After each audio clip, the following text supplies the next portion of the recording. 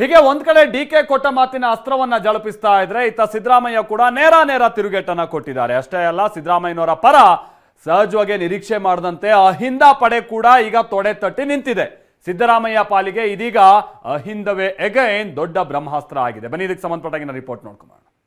ರಾಹುಲ್ ಗಾಂಧಿ ಕಿ, ಸಿದ್ದರಾಮಯ್ಯ ಕಿ.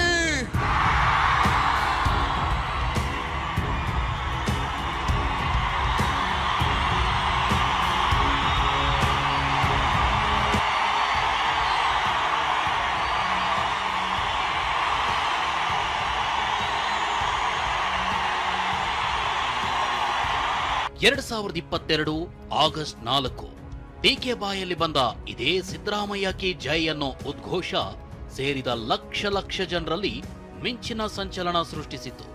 2023ರ ವಿಧಾನಸಭೆಗೂ ಮುನ್ನ ಸಿದ್ದರಾಮಯ್ಯ ಹುಟ್ಟುಹಬ್ಬದ ನೆಪದಲ್ಲಿ ದಾವಣಗೆರೆಯಲ್ಲಿ ನಡೆದ ಈ ಸಿದ್ದರಾಮೋತ್ಸವವೇ ಸಿದ್ದರಾಮಯ್ಯ ತಾಕತ್ತೇನು ಅನ್ನೋದನ್ನ ಸಾರಿ ಹೇಳಿತು.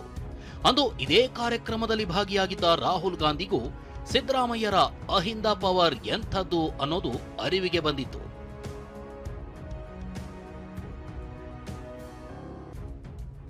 ಸರ್ಕಾರ ಬಂದಾಗಿದೆ, ಸಿದ್ದರಾಮಯ್ಯ ಸಿಎಂ ಆಗಿ ಅಧಿಕಾರ ವಹಿಸಿದ್ದಾಗಿದೆ. ಈಗ ಸಿಎಂ ಬದಲಾವಣೆಯ ಚರ್ಚೆ ಭುಗಿಲೆದ್ದಿದೆ. ಅಧಿಕಾರ ಹಂಚಿಕೆ ಆಟ ಶುರುವಾಗಿದೆ. ಇಂಥ ಹೊತ್ತಿನಲ್ಲೇ ಸಿದ್ದರಾಮಯ್ಯ ಪರ ಅಹಿಂದ ಸಮುದಾಯ ರಣಕಹಳೆ ಮೊಳಗಿಸ್ತಿದೆ.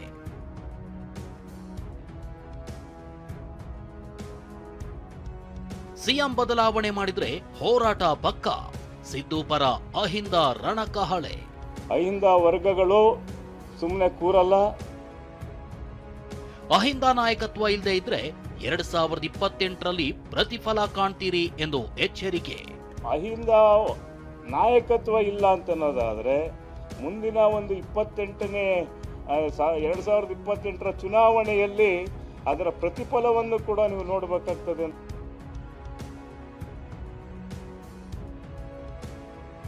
ಶೋಷಿತ ವರ್ಗಗಳು, ಅಲ್ಪಸಂಖ್ಯಾತರು, ಹಿಂದುಳಿದವರು, ದಲಿತರು, ಅಹಿಂದ ಅನ್ನೋ ಈ ಶಕ್ತಿಯೇ ಸಿದ್ದರಾಮಯ್ಯ ಸಂಕಷ್ಟದಲ್ಲಿ ಸಿಲುಕಿದಾಗಲೆಲ್ಲ ಬೆನ್ನಿಗೆ ನಿಂತಿದೆ. ಸದ್ಯ ಕಾಂಗ್ರೆಸ್ನಲ್ಲಿ ನಾಯಕತ್ವ ಬದಲಾವಣೆಯ ಯುದ್ಧ ನಿರ್ಣಾಯಕ ಘಟ್ಟಕ್ಕೆ ಬಂದಿದೆ. ಸಿಎಂ ಪದವಿ ಗಿಟ್ಟಿಸಲು ಡಿಕೆ ತಮ್ಮ ಸರ್ವಶಕ್ತಿಯನ್ನು ಪ್ರಯೋಗಿಸುತ್ತಿದ್ದಾರೆ. ಡಿಕೆ ಪರ ಸ್ವಾಮೀಜಿಗಳು ಬ್ಯಾಟ್ ಬೀಸಿದ್ದು ಒಕ್ಕಲಿಗ ಟ್ರಂಪ್ ಕಾರ್ಡ್ ಉರುಳಿಸಲಾಗಿದೆ. ಯಾವುದೇ ಕ್ಷಣದಲ್ಲಿ ಏನ್ ಬೇಕಾದರೂ ನಡೆಯೋ ಸನ್ನಿವೇಶವೂ ಸೃಷ್ಟಿಯಾಗಿದೆ. ಹೀಗಿರುವಾಗ ಸಿದ್ದರಾಮಯ್ಯ ಪಾಲಿಗೆ ಗ್ಲೂಕೋಸ್ ಆಗಿರೋ ಅಹಿಂದ ಸುಮ್ಮನೆ ಕೂರುತ್ತಾ? ಖಂಡಿತ ಇಲ್ಲ. ಸಿದ್ದರಾಮಯ್ಯ ಪರ ಮತ್ತೊಮ್ಮೆ ಧ್ವನಿ ಮೊಳಗಿಸಲು ಅಹಿಂದ ಸಮುದಾಯದ ಒಕ್ಕೂಟ ಸಜ್ಜಾಗಿದೆ. ಅದೇನು ಅಂತ ತೋರಿಸ್ತೀವಿ. ಅದಕ್ಕೂ ಮುನ್ನ ಸಿಎಂ ಪುತ್ರ ಆಡಿದ ಮಾತು ಹಾಗೂ ಕಾಂಗ್ರೆಸ್ನ ಅಹಿಂದ ಸಚಿವರ ತಂತ್ರ ಏನು ಒಮ್ಮೆ ನೋಡಿ. ಎಲ್ರಿಗೂ ಕೂಲಿ ಸಿಗಲ್ಲ ಎಂದ ಸತೀಶ್, ಸಾಯೋ ತನಕ ಸಿದ್ದು ಜೊತೆ ಎಂದ ಲಾರ್ಡ್. ಎಲ್ಲರಿಗೂ ಸಿಗೋಲ್ಲ, ರೇಟ್ ಬಂದಿ ಭಾಳ ಮಂದಿ, ಕೆಲವ್ರಿಗೆ ಸಿಗತೈತೆ ಕೆಲವರಿಗೆ ಸಿಗೋಲ್ಲ. ದೂರಿಲ್ಲ, ಹಗರಣಗಳಿಲ್ಲ. 5 ವರ್ಷ ಸಿದ್ದರಾಮಯ್ಯನವರೇ ಸಿಎಂ ಎಂದ ಪುತ್ರ. ಸದ್ಯಕ್ಕೆ ಮುಖ್ಯಮಂತ್ರಿಗಳನ್ನು ಬದಲಾಯಿಸೋ ಪರಿಸ್ಥಿತಿ ಅಂತೂ ನಂಗೆ ಕಾಣಿಸಿಲ್ಲ. ನಿಜ, ಇಂದು ಬೆಳಗ್ಗೆ ಅಹಿಂದ ನಾಯಕರು ಮೈ ಕೊಡವಿ ನಿಂತಿದ್ರು. ಹೈಕಮಾಂಡ್ ಮೇಲೆ ಸಿದ್ದರಾಮಯ್ಯ ಪರ ಒತ್ತಡ ಹೇರಲು ಸಿದ್ಧತೆ ನಡೆಸಿದ್ರು. ಮೊದಲು ಸತೀಶ್ ಜಾರಕಿಹೊಳಿ ಜೊತೆ ಬಿಕೆ ಹರಿಪ್ರಸಾದ್ ಬ್ರೇಕ್ಫಾಸ್ಟ್ ಮೀಟಿಂಗ್ ನಡೆಸಿದ್ರು. ಇಬ್ಬರ ಚರ್ಚೆ ವೇಳೆಯೇ ಎಚ್.ಸಿ. ಮಹದೇವಪ್ಪ ಕೂಡ ಎಂಟ್ರಿ ಆಗಿದ್ರು. ಬಳಿಕ ಸಿಎಂ ಸಿದ್ದರಾಮಯ್ಯ ನಿವಾಸಕ್ಕೆ ಸಚಿವರು, ಶಾಸಕರು ಆಗಮಿಸಿದ್ರು. Satish Jarkiholi, doctor G Parameshwar, H C. Mahadevappa, Venkatesh, K N Rajanna ಸೇರಿ ಹಲವರು ಭೇಟಿ ನೀಡಿ ಸಭೆ ನಡೆಸಿದ್ರು. ಮೂಲಗಳ ಪ್ರಕಾರ ಸಿಎಂ ಜೊತೆಗಿನ ಸಭೆಯಲ್ಲಿ ಯಾವುದೇ ಕಾರಣಕ್ಕೂ ಅಧಿಕಾರವನ್ನ ಬಿಟ್ಕೊಡ್ಬೇಡಿ ಅಂದಿದ್ದಾರಂತೆ. ಅಹಿಂದ ಅಸ್ತ್ರದ ಮೂಲಕವೇ ಹೈಕಮಾಂಡ್ ಮೇಲೆ ಒತ್ತಡ ಹೇರೋಣ. ಅಹಿಂದ ಅಸ್ತ್ರ ಬಿಟ್ರೆ ರಾಜ್ಯದಲ್ಲಿ ಕಾಂಗ್ರೆಸ್ ಪಕ್ಷಕ್ಕೆ ಭವಿಷ್ಯವಿಲ್ಲ. ಸ್ಥಾನ ಬಿಡೋ ಬಗ್ಗೆ ಹೈಕಮಾಂಡ್ ಏನಾದರೂ ಸುಳಿವು ನೀಡಿದ್ರೆ ನೀವು ಒಪ್ಪಬೇಡಿ ಅಂತ ಸಿದ್ದರಾಮಯ್ಯಗೆ ಸಚಿವರು ಒತ್ತಡ ಹೇರಿದ್ದಾರೆ ಎನ್ನಲಾಗಿದೆ. ಇನ್ನು ನಿನ್ನೆಯಷ್ಟೇ ಶಾಸಕ ಇಕ್ಬಾಲ್ ಹುಸೇನ್ ಡಿಕೆ ಕೆಲಸ ಮಾಡಿದ್ದಾರೆ, ಅವ್ರಿಗೆ ಕೂಲಿ ಕೊಡಬೇಕು ಅಂದಿದ್ರು. ಈ ಬಗ್ಗೆ ಪ್ರತಿಕ್ರಿಯೆ ನೀಡಿರುವ ಸತೀಶ್ ಜಾರಕಿಹೊಳಿ ಎಲ್ರಿಗೂ ಕೂಲಿ ಸಿಗಲ್ಲ ಅಂದಿದ್ದಾರೆ. ಕೂಲಿ ಯಾರು ಕೊಡ್ತೀವಿ? ನಾವು ಕೆಲಸ ಮಾಡಿರೋ ತಾನೇ ಕೂಲಿ ಕೊಡ್ತೀವಿ. ಸುಮ್ಮನೆ ಓಡಾಡಿದ್ರೆ ಕೂಲಿ ಕೊಡೋಕ್ಕಾಗ್ತದ? ಕೆಲಸ ಮಾಡಿದ್ದಾರೆ, ಕೂಲಿ ಮಾಡಿದ್ದಾರೆ, ಬೆವರು ಸುರಿಸಿದ್ದಾರೆ, ಹೋರಾಟ ಮಾಡಿದ್ದಾರೆ, ಪಕ್ಷ ಸಂಘಟನೆ ಮಾಡಿದ್ದಾರೆ, ಅಧಿಕಾರಕ್ಕೆ ತಂದಿದ್ದಾರೆ. ಇಂಥ ಸಂದರ್ಭದಲ್ಲಿ ಅವ್ರಿಗೆ ಕೂಲಿ ಕೊಡದೆ ಇನ್ಯಾರು ಕೊಡೋಕ್ಕೆ ಸಾಧ್ಯ? ಈ ಪಕ್ಷಕ್ಕೆ ದುಡ್ದಾರ ಕೂಲಿ ಕೇಳ್ತಾ ಇದಾರೆ, ಕೂಲಿ ಸಿಗುತ್ತಾ ಸರ್? ಇಲ್ವಾ? ಎಲ್ಲರಿಗೂ ಸಿಗೋಲ್ಲ, ರೇಟ್ ಬಂದಿ ಭಾಳ ಮಂದಿ, ಸುಮಾರು ಜನ ಎಲ್ಲರೂ ಪ್ರಯತ್ನದಿಂದ ಸರ್ಕಾರ ಬಂದಿದೆ. ಕೆಲವ್ರಿಗೆ ಸಿಗತೈತೆ, ಕೆಲವ್ರಿಗೆ ಸಿಗೋಲ್ಲ, ಕಾಯ್ಬೇಕಷ್ಟೇ. ಡಿ ಕೆ ಶಿವಕುಮಾರ್ ಒಬ್ಬರಿಗೆ ಕೂಲಿ ಕೇಳ್ತಾ ಇದಾರೆ ಸರ್, ಉಳಿದವರಿಗೂ ಕೂಲಿ ಕೇಳ್ತಾ ಇಲ್ಲ ಯಾರು, ಅವ್ರೊಬ್ಬರೇ ದುಡ್ದಾರ. ಅದೇ ಆ ಸಂದರ್ಭ ಬಂದಾಗ ಅದ್ರ ಬಗ್ಗೆ ಚರ್ಚೆ ಮಾಡೋಣ. ಇನ್ನು ಮೈಸೂರಿನಲ್ಲಿ ಮಾತನಾಡಿರೋ ಸಿದ್ದರಾಮಯ್ಯ ಪುತ್ರ ಯತೀಂದ್ರ, ಸಿಎಂ ಮೇಲೆ ದೂರಿಲ್ಲ, ಹಗರಣಗಳಿಲ್ಲ, ಶಾಸಕರು ಕೂಡ ಸಿಎಂ ಪರವಾಗೇ ಇದ್ದಾರೆ, ಯಾವುದೇ ಕಾರಣಕ್ಕೂ ಸಿಎಂ ಸ್ಥಾನ ಬದಲಾವಣೆ ಇಲ್ಲ ಅಂದಿದ್ದಾರೆ.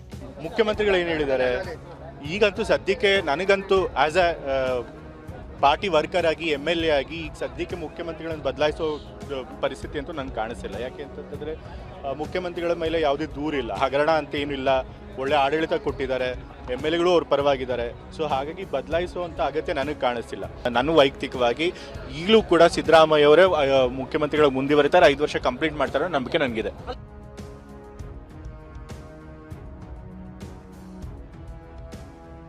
ರಾಜ್ಯದ 224 ಕ್ಷೇತ್ರಗಳ ಅಹಿಂದ ಮತಗಳ ವರದಿ ಸಿದ್ಧ. ಸಿದ್ದರಾಮಯ್ಯರನ್ನ ಸಿಎಂ ಸ್ಥಾನದಿಂದ ಕೆಳಗಿಳಿಸಿದ್ರೆ ಅಹಿಂದ ವರ್ಗ ಖಂಡಿತ ಸುಮ್ಮನೆ ಕೂರಲ್ಲ. ಹೀಗಾಗಿಯೇ ರಾಜ್ಯದಲ್ಲಿ ಸಿದ್ದರಾಮಯ್ಯ ಪರ ಅಹಿಂದ ವರದಿಯನ್ನ ಸಿದ್ಧಪಡಿಸಲಾಗಿದೆ. 224 ಕ್ಷೇತ್ರಗಳ ಪೈಕಿ 19 ಕ್ಷೇತ್ರಗಳಲ್ಲಿ 80% ಅಹಿಂದ ಸಮುದಾಯದ ಮತಗಳಿವೆ. ಅದರಲ್ಲೂ 42 ಕ್ಷೇತ್ರಗಳಲ್ಲಿ 80% ಅಹಿಂದ ಮತಗಳು ನಿರ್ಣಾಯಕವಾಗಿವೆ. 83ಕ್ಕೂ ಹೆಚ್ಚು ಕ್ಷೇತ್ರಗಳಲ್ಲಿ 70% ಅಹಿಂದ ಮತದಾರರಿದ್ದಾರೆ. ರಾಜ್ಯದ 49 ಕ್ಷೇತ್ರಗಳಲ್ಲಿ 60ಕ್ಕಿಂತ ಹೆಚ್ಚು ಅಹಿಂದ ಮತದಾರರಿದ್ದಾರೆ. ಇನ್ನು 22 ಕ್ಷೇತ್ರಗಳಲ್ಲಿ 50ಕ್ಕಿಂತ ಹೆಚ್ಚು ದಲಿತರು, ಅಲ್ಪಸಂಖ್ಯಾತರು, ಹಿಂದುಳಿದ ವರ್ಗದ ಮತದಾರರಿದ್ದಾರೆ ಅಂತ ವರದಿಯಲ್ಲಿದೆ. 5 ಕ್ಷೇತ್ರಗಳಲ್ಲಿ 90ಕ್ಕೂ ಹೆಚ್ಚು ಅಹಿಂದ ಮತದಾರರಿದ್ದಾರೆ. ಹೀಗೆ ಪ್ರತಿ ಕ್ಷೇತ್ರದಲ್ಲೂ ಇರುವ ಅಹಿಂದ ಮತದಾರರ ಬಗ್ಗೆ ವರದಿ ಸಿದ್ಧಪಡಿಸಲಾಗಿದೆ. ಈ ಮೂಲಕ ಅಲ್ಪಸಂಖ್ಯಾತ, ಹಿಂದುಳಿದ, ದಲಿತ ಮತ ಬ್ಯಾಂಕ್ ಸಿದ್ದರಾಮಯ್ಯ ಪರ ಗಟ್ಟಿ ಇದೆ ಅನ್ನೋ ಸಂದೇಶ ಹೈಕಮಾಂಡ್ಗೆ ರವಾನಿಸಲು ಸಿದ್ಧತೆ ನಡೆಸಲಾಗಿದೆ. ಇಂದು ಸುದ್ದಿಗೋಷ್ಠಿ ನಡೆಸಿದ ಕರ್ನಾಟಕ ರಾಜ್ಯ ಹಿಂದುಳಿದ ಜಾತಿಗಳ ಒಕ್ಕೂಟದ ಅಧ್ಯಕ್ಷ ರಾಮಚಂದ್ರಪ್ಪ, ಅಹಿಂದ ನಾಯಕತ್ವ ಬದಲಾವಣೆ ಮಾಡಿದ್ರೆ 2028ಕ್ಕೆ ಅದರ ಪ್ರತಿಫಲ ತೋರಿಸಬೇಕಾಗುತ್ತೆ ಅಂತ ವಾರ್ನಿಂಗ್ ಕೊಟ್ಟಿದ್ದಾರೆ. ಈ ಅಹಿಂದ ಸಮುದಾಯಗಳಿಂದ ಬಂದಿರತಕ್ಕಂತಹ ಸರ್ಕಾರದಲ್ಲಿ ಅಹಿಂದ ವರ್ಗಕ್ಕೆ ಏನು ಪ್ರಾತಿನಿಧ್ಯ ಸಿಕ್ಕಿದೆ ಅಂತ ಅನ್ನೋದನ್ನು ಕೂಡ ನಾವು ಗಮನಿಸ್ತಾ ಇದ್ದೀವಿ. ಈ ಒಂದು ಬೆಳವಣಿಗೆ ಮುಂದುವರೆದು ನಡೆದರೆ ಮುಂದಿನ ದಿನಗಳಲ್ಲಿ ಕಾಂಗ್ರೆಸ್ಗೆ ಕಷ್ಟ ಆಗ್ಬೋದು ಅಂತ ಅನ್ನೋದನ್ನು ನಾವು ಹೇಳೋದಕ್ಕೆ, ಎಚ್ಚರಿಕೆ ಕೊಡೋದಕ್ಕೂ ಕೂಡ ಕಾಂಗ್ರೆಸ್ ಪಕ್ಷಕ್ಕೆ ನಾವು ಬಯಸ್ತಾ ಇದ್ದೀವಿ. ಈ ದೃಷ್ಟಿಯಲ್ಲಿ ಅಹಿಂದ ವರ್ಗಗಳು ಸುಮ್ಮನೆ ಕೂರಲ್ಲ. ಸದ್ಯ ಅಹಿಂದ ಸಿದ್ದರಾಮಯ್ಯ ಬೆನ್ನಿಗೆ ನಿಂತಿದೆ. ಅತ ಅಹಿಂದ ಸಚಿವರು ಕೂಡ ಸಿದ್ದರಾಮಯ್ಯ ಪರ ತಂತ್ರಗಾರಿಕೆ ಮಾಡ್ತಿದ್ದಾರೆ. ಶನಿವಾರ ದೆಹಲಿಗೆ ಬರುವಂತೆ ಇಬ್ಬರಿಗೂ ಹೈಕಮಾಂಡ್ ಬುಲಾವ್ ನೀಡಿದೆ. ಅಲ್ಲಿ ಏನಾಗುತ್ತೋ ಏನೋ ಕಾದು ನೋಡಬೇಕಿದೆ. ಪ್ರಸನ್ನ ಗಾಂವ್ಕರ್ ಜೊತೆ ಈರಣ್ಣ ಬಸವ, TV9 ಬೆಂಗಳೂರು.